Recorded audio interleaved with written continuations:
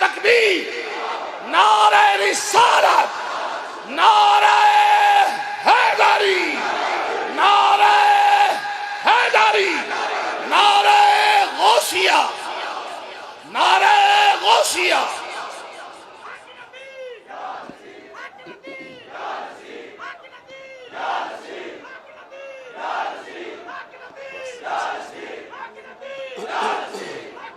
بسم اللہ الرحمن الرحیم، ایاک نعبد و ایاک نستعین۔ جناب پیر نظام الدین جامی صاحب، میں سب سے پہلے آپ کو مبارک دیتا ہوں۔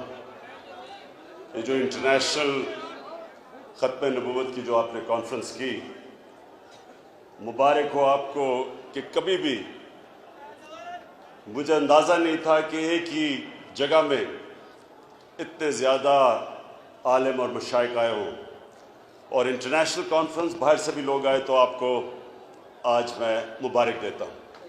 میں آج یہاں ایک سیاستدان کی طرح شرکت کرنے نہیں آیا، ایک مسلمان کی طرح آیا ہوں، اور اگر اس ایشو کو ہم سیاسی بنانا چاہتے تو جب لوگ سڑکوں پہ نکلے تھے تو ساری ہماری جماعت کی طرف سے پریشر آ رہا تھا کہ ہم بھی سڑکوں پہ نکلیں، کیونکہ لوگوں نے کہا یہ سیاسی نہیں، ہمارے دل کی بات ہے، ہمارا عقیدہ ہے۔ تو میں نے صرف لوگوں کو اس لیے روکا کہ میں ایک دینی مسئلے کو سیاسی مسئلہ نہیں بنانا چاہتا تھا۔ میں پھر سے جامی صاحب، میں پھر سے آپ کا شکریہ ادا کرتا ہوں کہ مجھے آج یہ موقع ملا یہاں آنے کا۔ میں دو چیزیں کہنا چاہتا ہوں۔ پہلی چیز کہ کوئی مسلمان ہو ہی نہیں سکتا جو ہمارے نبی صلی اللہ علیہ وسلم کو آخری نبی نہیں مانتا۔ دوسری چیز کہ اصل میں اللہ میں ایمان آ ہی نہیں سکتا جب تک نبی صلی اللہ علیہ وسلم کا عشق انسان کے دل میں نہیں ہوتا۔